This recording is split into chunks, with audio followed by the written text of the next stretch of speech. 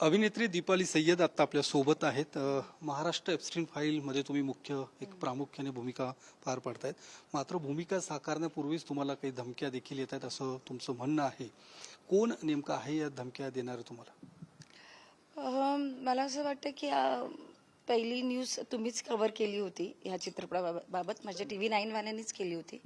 आणि हा चित्रपट मी करणार आहे हे मीडियामध्ये जसं आलं तसं सगळेजण अवेअर झाले की बाबा असा चित्रपट येतो ज्यावर एवढी मोठी कहाणी झाली. या बंधूबाबा खरातने जे प्रकरण केलेलं आहे, म्हणजे बघायला गेलं तर एक अंधश्रद्धा निर्माण करून महिलांवर अत्याचार करणं किंवा महिलांबरोबर नको त्या गोष्टी करून घेणं, ह्या ज्या गोष्टी समोर आल्यानंतर मला कुठेतरी वाटतं की हा चित्रपट करू की नको करू. जेव्हा मी बघत होते त्याच काळात मला एक फोन येतो आणि त्यांनी सांगतात की मला की तुम्ही हा चित्रपट करू नका आणि तुम्ही केलं तर तुमचं राजकीय करिअर उद्ध्वस्त करणार.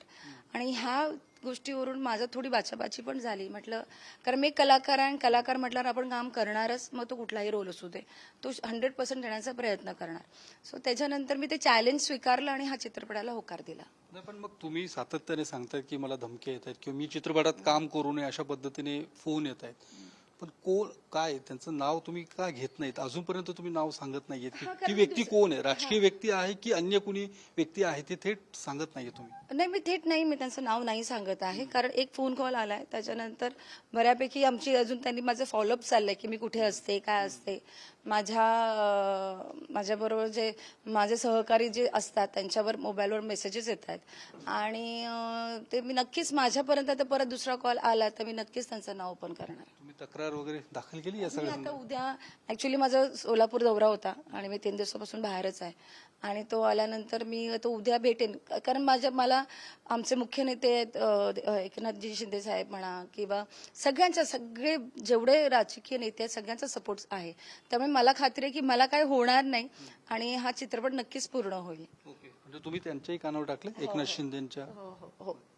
काय रिएक्शन? उद्याच आहे माझी त्यांची मीटिंग. उद्या तुम्ही एकनाथ शिंदेना भेटणार, या संदर्भातच भेट घेणार आहे? हा, म्हणजे एक माझी भेट आहे, होणं राहिली होती ती. उद्या त्यांच्याबरोबर मीटिंग आहे माझी.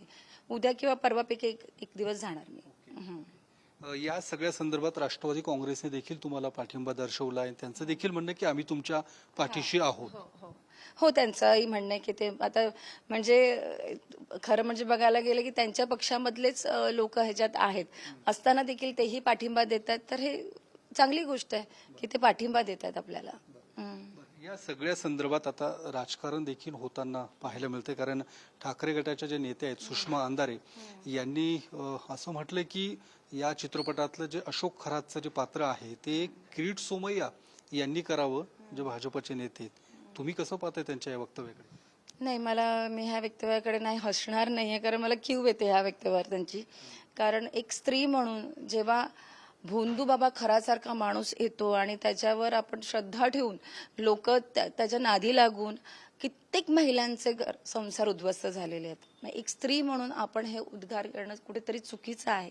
मला असं वाटतं की ह्या सगळ्या कहाणीमध्ये कुठे ना कुठेतरी सुषमाताईंचा पण रोल आहे आणि तो रोल ह्या चित्रपटात आहे. सुषमाताई, तुम्हाला हा विचार करायला पाहिजे की हा जेव्हा चित्रपट येतोय तर असं काहीतरी महाराष्ट्रात दिसणार आहे जिथे ह्या सगळ्या गोष्टी झालेल्या आहेत.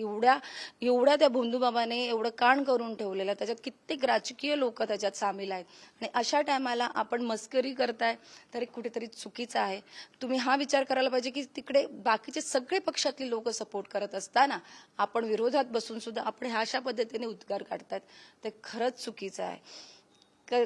मला असं वाटतंय की कुठेतरी जेव्हा आपल्याला एखादी गोष्ट मिळत नसते, जेव्हा मला वाटतं बाबांचा आशीर्वाद मिळाला असता आणि आपण आमदार झालो असतो तर आपण आम्हाला सपोर्ट केला असता का, असं कुठेतरी मला मनात फील येत आहे. कारण हे चुकीचं आहे, हे असं वक्तव्य करणं चुकीचं आहे, कारण एखाद्या महिलाला हे शोभत नाही.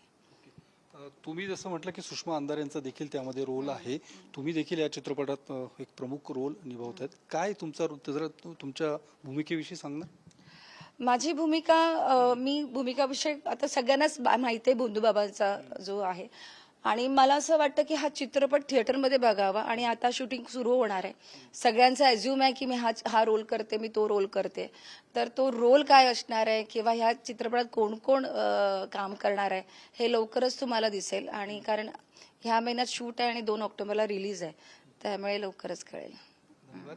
तर सुषमा अंधारे यांनी ज्या पद्धतीने वक्तव्य केलंय त्याला दीपाली सय्यद यांनी प्रत्युत्तर देखील दिलेलं आहे. एका महिलेने अशा पद्धतीने वक्तव्य करणं चुकीचं आहे असं देखील दीपाली सय्यद यांचं म्हणणं आहे. आणि या संदर्भात त्या लवकरच एकनाथ शिंदे जे राज्याचे उपमुख्यमंत्री आहेत ते उद्याच त्यांची भेट घेणार आहेत. आणि ज्या काही धमक्या त्यांना चित्रपट रिलीज होण्यापूर्वीच येत आहेत त्या संदर्भात पोलीस तक्रार देखील करणार असल्याची माहिती दीपाली सय्यद यांनी दिली.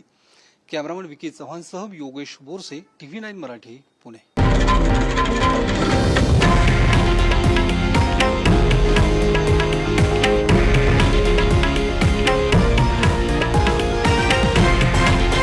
हे आहे देशातील नंबर 1 न्यूज नेटवर्क आणि आपण पाहत आहात TV9 मराठी, एकमेव.